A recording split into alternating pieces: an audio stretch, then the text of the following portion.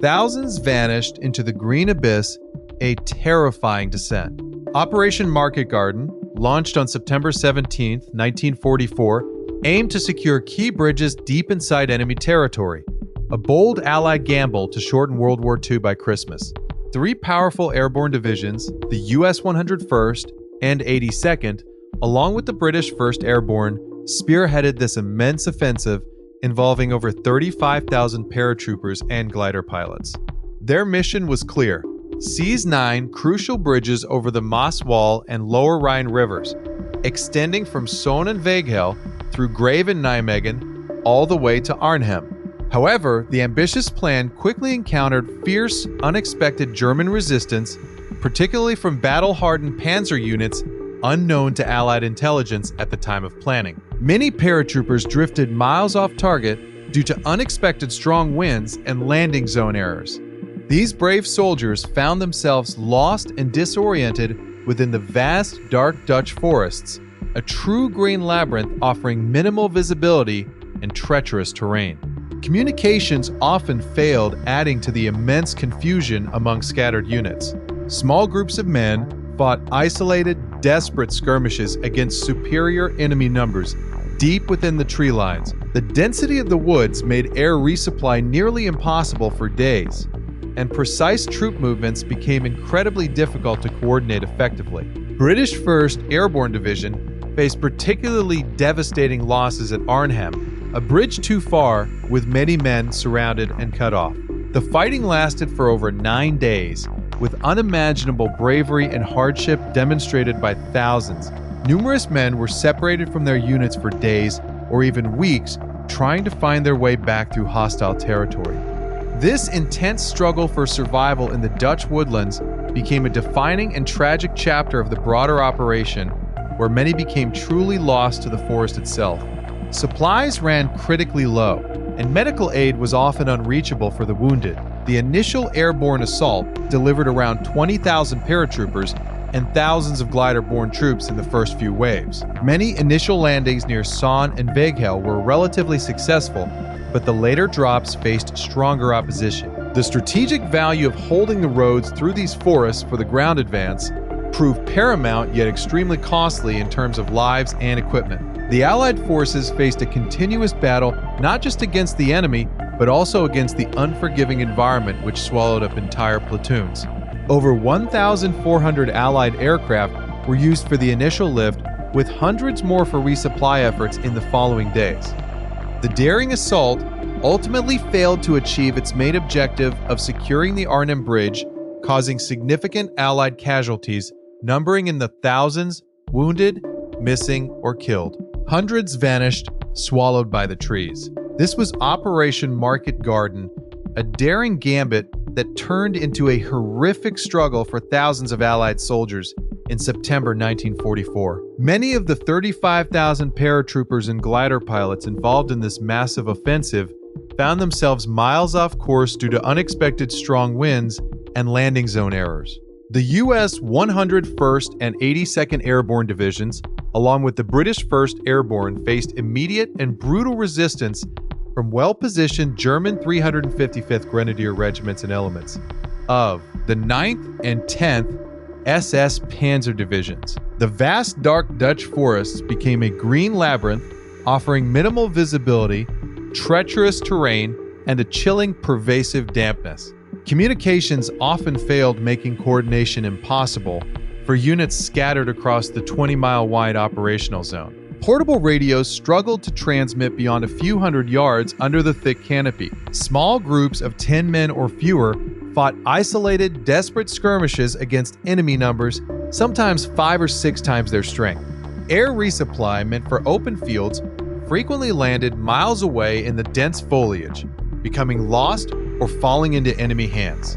Food, water, and critically ammunition ran low for days sometimes, an entire week for many isolated platoons. The fighting lasted for over 9 grueling days with unimaginable bravery and hardship. Thousands of men were separated from their units for days or even weeks, attempting to find their way back through hostile territories. Wounded soldiers lay unattended for hours, sometimes a full day, their cries muffled by distant gunfire and rustling leaves. The initial airborne assault delivered around 20,000 paratroopers and thousands of glider-borne troops, but later drops faced stronger opposition, especially near Son and Veghel, where fierce battles raged for vital crossroads.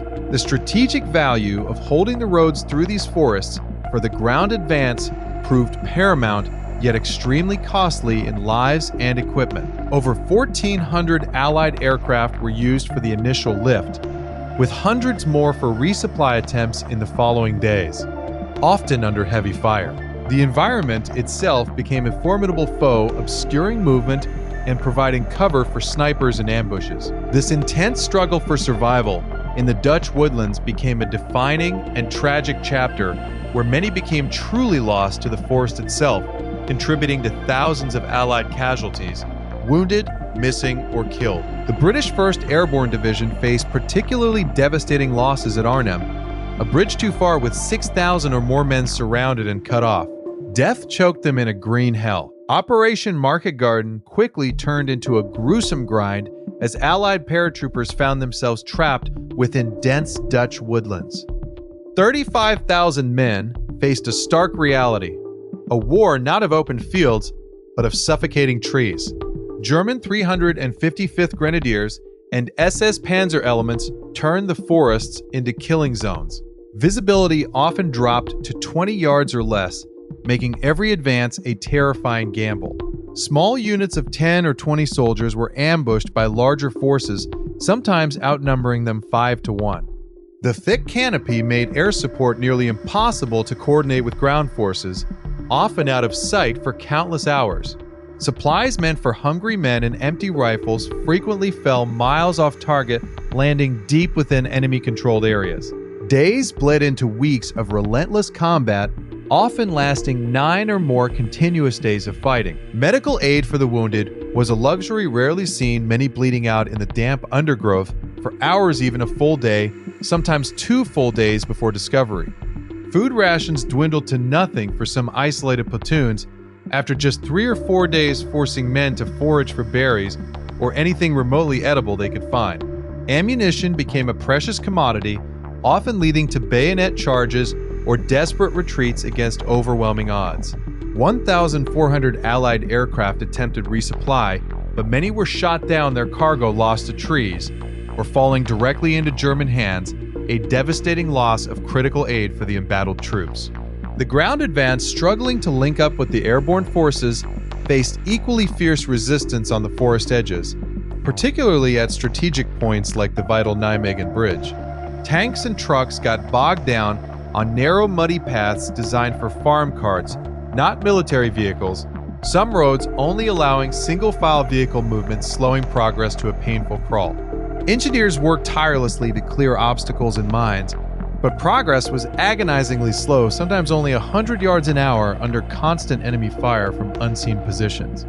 Snipers hidden in the high branches picked off exposed soldiers one by one, causing immense psychological strain, forcing men to move in constant fear. The fight for key crossroads like those near Son and Veghel saw thousands of men engaged in close-quarters combat for days straight, a brutal struggle for inches of ground. Holding these vital arteries for the advancing XXX Corps was paramount, but cost a horrific price in lives and equipment, with thousands of tons of material lost. Casualties mounted rapidly, with thousands killed, wounded, or missing across all divisions involved. The British 1st Airborne Division at Arnhem saw over 6,000 men encircled and destroyed, a devastating outcome, with an 80% casualty rate for that unit. Many simply disappeared into the vast labyrinth, never to be seen again, their fates forever unknown, lost to silent trees. The constant dampness and cold further sapped morale, adding to the already immense physical and mental toll, leading to widespread exhaustion and trench foot. Radio silence often stretched for a full day, sometimes 2 days, between scattered units making coordinated action, a pipe dream fueling isolation. Every tree, every bush seemed to hide an enemy position, turning every step into a death trap. The struggle was not just against the Germans, but against the very environment itself, a silent, merciless adversary consuming men. This green battleground became a graveyard for thousands of brave men. Their sacrifices a grim testament to the unforeseen horrors of a flawed but audacious plan that demanded much.